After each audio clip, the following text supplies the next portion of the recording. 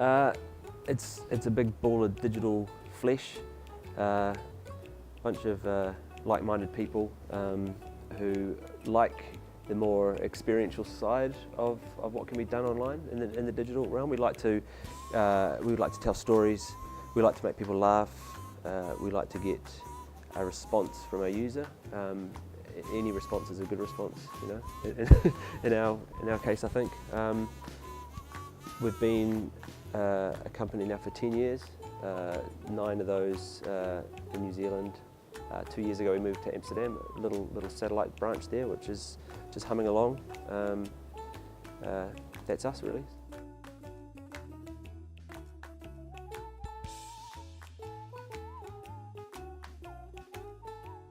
I think people initially their perception is that we do the sort of kooky, I can't ever use that word, kooky side of things. So something that's a little bit more interesting, and maybe it's how we started in New Zealand, and we're quite isolated from the rest of the world. We do have a bit of a unique take on things, and I think clients look for something different and a different approach, which we pride ourselves on responding to briefs and trying to do something and give something back that's a little bit different. And I think it's one of the main reasons people come to us.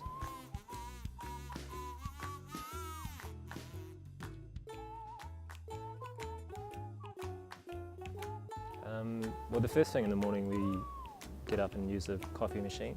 After that, we'll probably look at the toaster.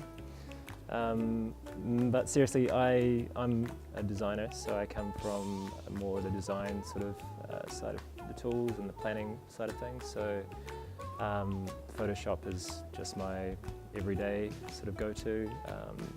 Alongside InDesign, funny enough, I do a lot of my architecture in InDesign, which is probably a little bit unorthodox for most people.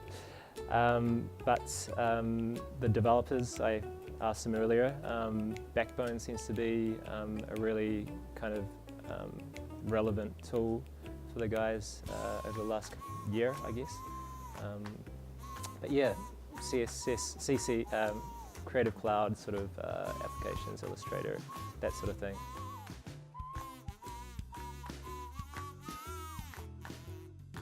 No, we always do. This is a great time to sort of flex our R&D muscles and also just our imaginations. So it's hugely important for us. Probably Threaded would be one of our more memorable projects, that in terms of something that we released into the digital wilds, and it seemed to sort of get a life of its own. It's a sort of the premise was a weird computer AI that sort of wanted to feel what the real world is. So users would log into this experience and play with this AI, and the idea was that they were feeling like they were going to be taken over. And so that hummed along, and it still does. People like role-playing with it, and there's a lot of there's always chatter on Twitter and stuff with it, which was really unexpected, and that came about from an internal project that we just wanted to play around with.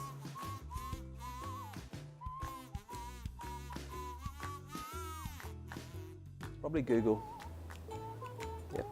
Yeah, we search on a lot. Google.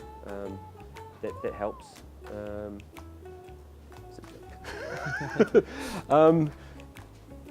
We're playing around a lot with where we can push, I guess, HTML, CSS3, D transforms, things like that is being used a lot with our projects at the moment, and it's a really exciting space. I think we're coming into this kind of new era with what HTML can achieve. It seems that every sort of iteration, and as we move forward, it seems to be getting better and better.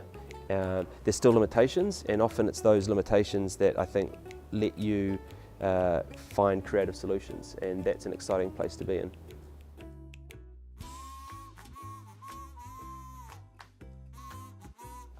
Yeah, not so much native apps.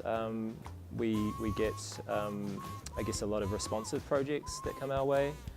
We generally have to deal with primarily a desktop experience, but more often than not, mobile comes into the fray, which is fine. But we do tend to push our projects quite far, so the mobile experience does tend to sort of, I guess, like the word elegantly degrade.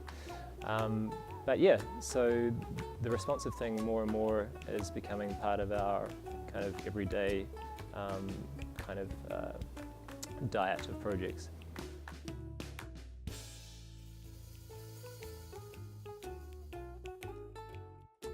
Budgets are, the same or smaller. That's how it goes. I think, as I was saying with the earlier question, it is a case of having to adapt and finding solves. And instead of, I think one of the things we've learned is to not get frustrated with the limitations of something, of a particular technology. And that's a good creative space, I think, to find creative solutions. And being part of a community that is constantly inventing and pushing what can be done is a really exciting place to be. And I think that's the space that we're all of us in at the moment. I don't know if that answered your question. I think I went off topic, but.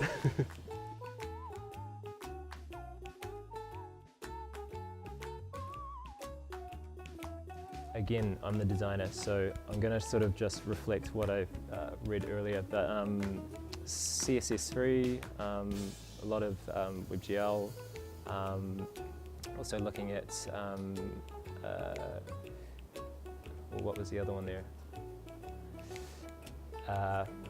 Open frameworks, yeah, that was the one.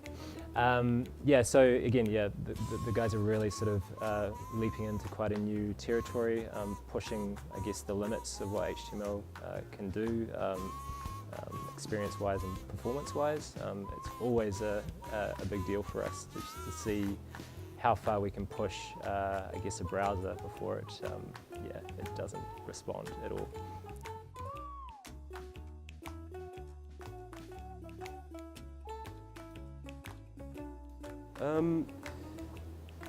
I don't know, it's hugely important that we get the right people, and I think Resn's culture is a very precious thing to us, and we want people to be part of that, but also to fit. And I think it's something that we can get a good take on very early on. And so personality goes a long way. A lot of us who are in the positions that we're in now didn't start in those positions, and we're all from very, very different backgrounds, not all of them digitally based even. So it's hugely important personality wise, and someone with a real hunger to do an experiment and play with, sorry, my phone buzzed. Yeah, so I think one of the common things you find with the people that we hire is they're also the people that are at home, if they weren't at work, working on their own personal projects or working on their own little experiments, or these are sort of familiar themes that come up again and again with the people that just naturally get sort of attracted to what we do and who we get attracted to as well.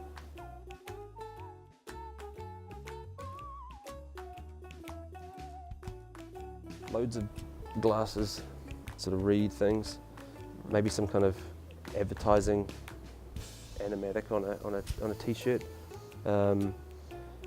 My dream is that all these kind of fractured technologies and these cross-browser platform issues and all this other nonsense, my dream is that there'll be some kind of unification of all of that stuff, and that won't take too long because it kills us. Every project, it's a real tough thing, and I would love to see a unification. I'd love to see more sort of open source stuff happening. The communities are very passionate, we all are, and sometimes I think our passions get directed in the wrong areas, which is hating on something or not hating on something, or this is the right way, this is the wrong way. I hope that there's going to be a bit of unity in the future. 5 years, that sounds like that would be a good time frame for me. Be happy with that.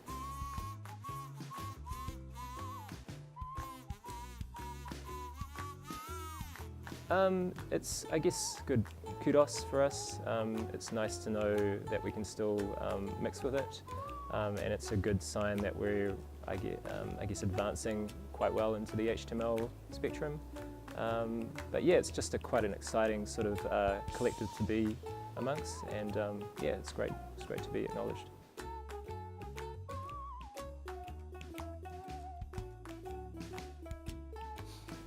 Thank you. Thank you very much.